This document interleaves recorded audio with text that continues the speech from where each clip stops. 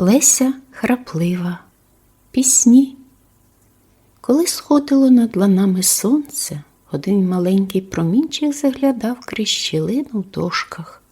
У його комірку від того промінчика Петро будився, підносився на лікті й виглядав крізь щілину. Там небо рожевіло сподіванням ранку, а жита шепотіли про невимовне. Клав на собі широкий хрест та починав молитву. Пречиста Діво Маріє, царице України і опікунко славної УПА. Повторював ці слова сотні разів, а далі не міг, не те, щоб не знав. Серце переливалося повнотою почувань, у свідомості вже й починали творити слова для них. І тільки, коли вже хотів говорити, все чомусь розпливалось в безпросвітню сірість, і щось здавлювало горло. Тому навіть не хотів, навіть трохи боявся висловити те, що відчував, тому мовкав і жадібно вслухався у велич світанку. Але ж пречиста і так чула його думки на границі підсвідомого. Такі були перші хвилини дня, опісля чубів за стіною в хаті. Вчителька Ліда вставала та збирала школу, і як пригадувала донечці Улянці, що треба зробити дома, коли її не буде. Ждав, поки не пішла, а тоді з трудом виповзав із комірки. Тоді вже всі були в колгоспі, і ніхто не бачив, як він перелазив поріг хати, і ніхто не знав, хто живе у вдови вчительки. Тільки ж тоді ранок був уже вилинялий та без таємниць. Тоді вже не думав про ніщо інше, як тільки про те, як перехитрити нездарність своїх криво позростаних ніг. Гостра рінь на подвір'ї давила коліна, вбивалася боляче в долоні. Заглиблений у почутті своєї безвартісності, сідав, як звичайно, в куті хати біля порога. Далі цього кута не відважився піти ніколи, та далі його ніколи й не просила господиня. Худа, із недоладними пасмами жовтавого волосся, що при праці спадали на лице. Сама пробивалась крізь життя із донечкою п'ятиліткою, а він ще й жив її хлібом. Ах, як ранив його той чорний, гливкий хліб, що його залишала Ліда на лаві, так, щоб міг сягнути рукою з кута.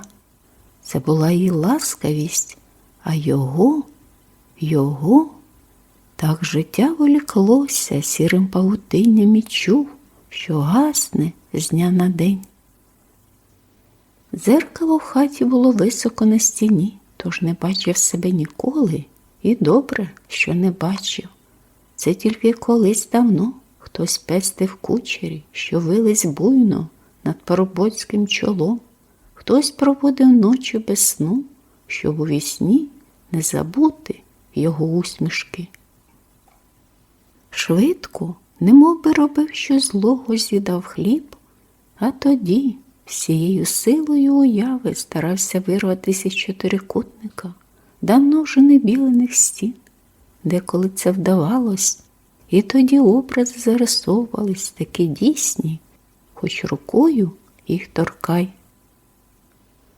Ліс темний шумить над головами, розвели хлопці багаття, сушать одежу, промоклу на дощі, чистять зброю. Гей, а хіба ж Петра немає поміж нами? Не буде наш соловій співати. Наказ, друже командире, струнчився. А командир усміхався та гладив вус, а Петро співав. А може, й не Петро співав, а співало листя над головами. Химерно покучерявлене співала земля, вогка та пахуча, співало невтомно мерехтливе огнище. Петро ж тільки підходив до них покірно, зі своїми широко розкритими очима та повторював їх пісні за ними. Це було святе діло, а друзі слухали, охоплюючи коліна руками. А коли підняв погляд на їх очі, то виспівував, що бачу у цих очах, а бачу багато. То не Петро співав, співали всі його голосом, а командир Чавун гладив вуз та думав про щось, насунувши на очі Мазепинку. Ще не вспівав випити всього хмелю спогадів, коли в хату вбігала Улянка. «Вуйку Петрусю, поглянь, що в мене!» і підносила китичку маку. «Гарний, гарний, Улянко, я тобі принесла». «Спасибі, дитино, та тобі б його не торкатися». «Чому?» Оченята закруглялися цікавістю, і мале присідало біля нього на долівку. «Бо що маки, то кров. Коли текла, то червоні маки розцвітали. А чого текла? То большевики вбили когось за те, що українець. То я їх не люблю», – говорила серцем.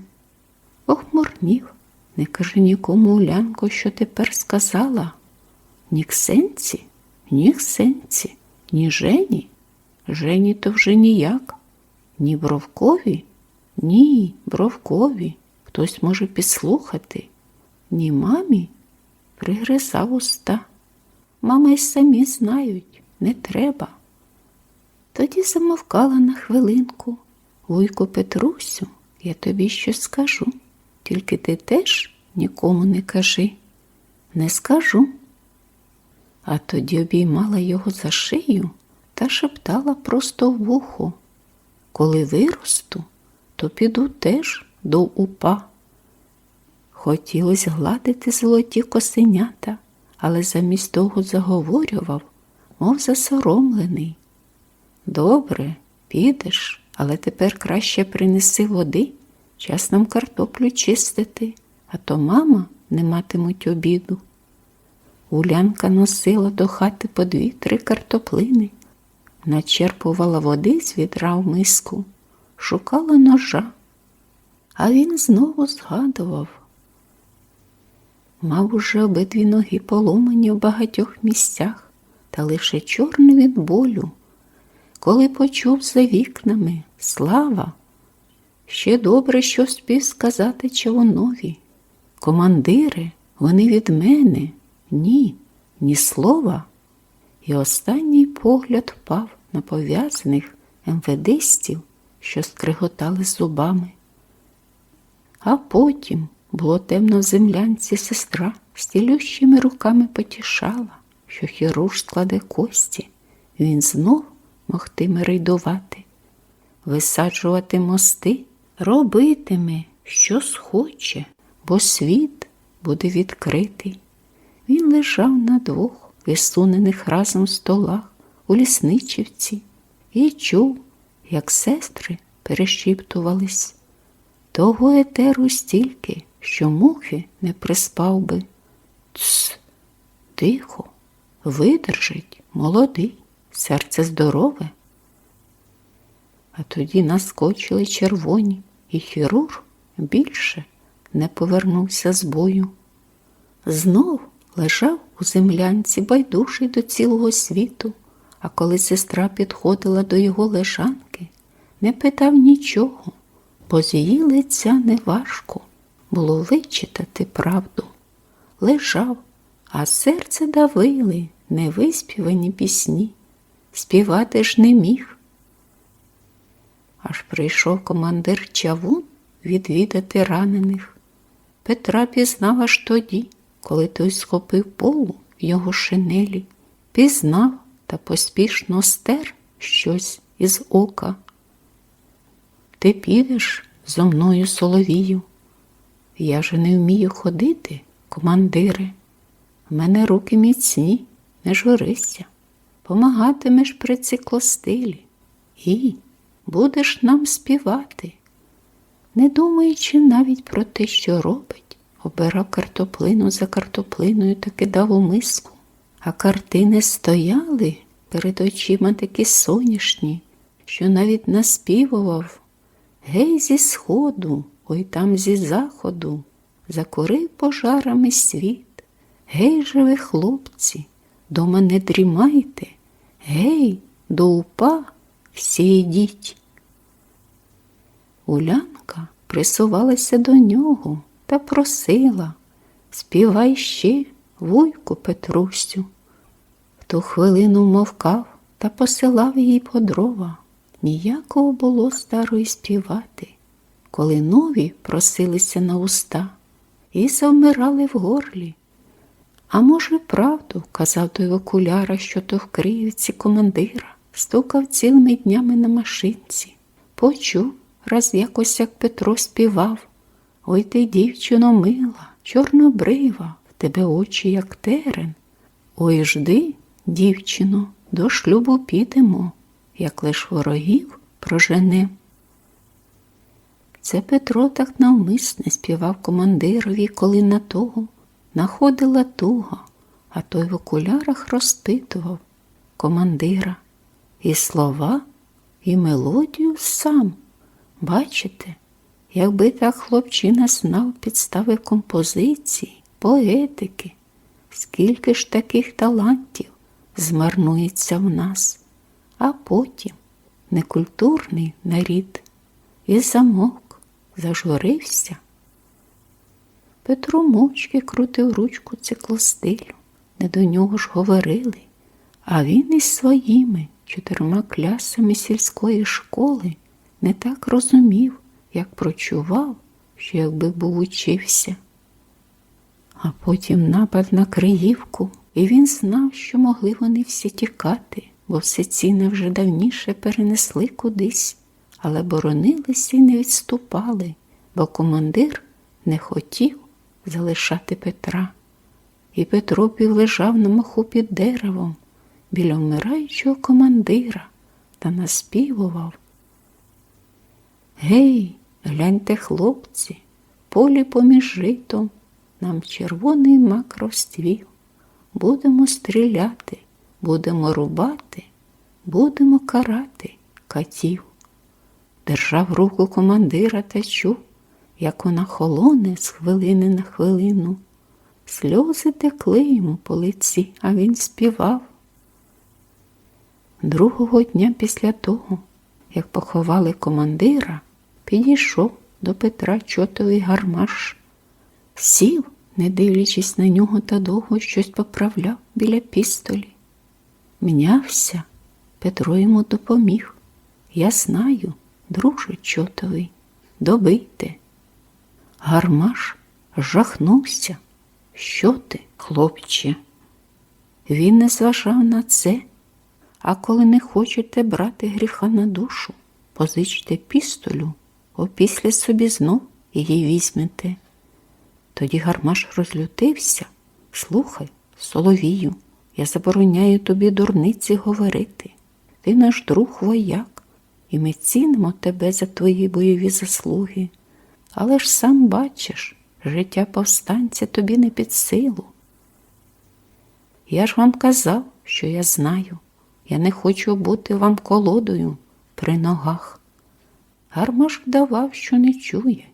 «Ми порішили, що сьогодні віднести тебе в село. Там вчителька наша. Помагатимеш дещо в хаті. Самозрозуміло, живеш далі нелегально. Ти згідний?» Випрямився, як тільки міг. «Наказ, друже чотовий». І дні поплентались, як сіре павутиння. Не співав, тільки чув, як щось у душі засновується непрохідною заслоною. По той бік залишилось світле й неповторне, а невиспівані пісні ставали в'ялі, мов напоєні отрутою. Тоді притискав голову руками і шептав у розпуці: «Пречиста діво, покрову і опікунко славної УПА». А про що він хотів просити, того ніколи не важився вимовити. Лежав скорчений на берлозі в комірці та слухав пильно, як за стіною стукали важкі кроки. Брязкала зброя, як вчителька післала Улянку до сусідки по молоко, і як хтось шипів, коли йому перев'язували рану. Чув, як розвели наново вогонь у печі, хоч був вечір, спрагнено вслухувався в їх голоси, а вони сиділи десь там, за столом, зосереджені, суворі, розглядали мапи, намічували плани. Куряний неситий стрепенувся, коли хтось нежданно обійняв його ноги. Зараз біля пороги хати витягнув нагана та стояв гордий, стрункий, готовий у кожну хвилину ставити чоло небезпеці. Лиш того не ждав, що почув. Друже, я ваш, я з УПА. Рука неситого застигла на язичку нагана. Подай кличку. Легко було йому це сказати, але як давно вже не мав Петро того таємного слова, що в'яже невидимими нитками з друзями, відкриває довір'я. Пречиста діво, рятуй, вибелькотів у розпуці. В голосі Куряного забриніло щось нове. Вставай, поговоримо. Я не можу встати. МВДисти поламали ноги на допиті. Неситий нахилився та подав руку Петрові. Петро стиснув судорожно цю руку. Друже командире, я живу тут у комірці. Я чув вашу розмову. Вам треба розгромити. Є спеціальну команду в сільраді, а тоді ви. Я чув усе. Шептав пристрасно, поспішно, мов боявся, що його не схочуть далі слухати. Друже, одну гранату, лиш однісіньку гранату, я підповзу городами аж під самі вікна, і зблизька, людей ваших шкода. У найтемнішу ніч сколихнули землю страшним зривом невиспівані пісні. Петром вдарило об землю, він упав, розкинувши руки хрестом. Над ним розпадався світ, і в очах сходив неминаючий ранок. Почування набрали чітких форм, і слова свіжі та запашні були готові до співу. Зміг ще лиш прошептати, і опікунку УПА. Далі вже не треба було, бо пречиста і так вислухала. Другого дня плановий вивіз молоді із села на азійські цілини не відбувся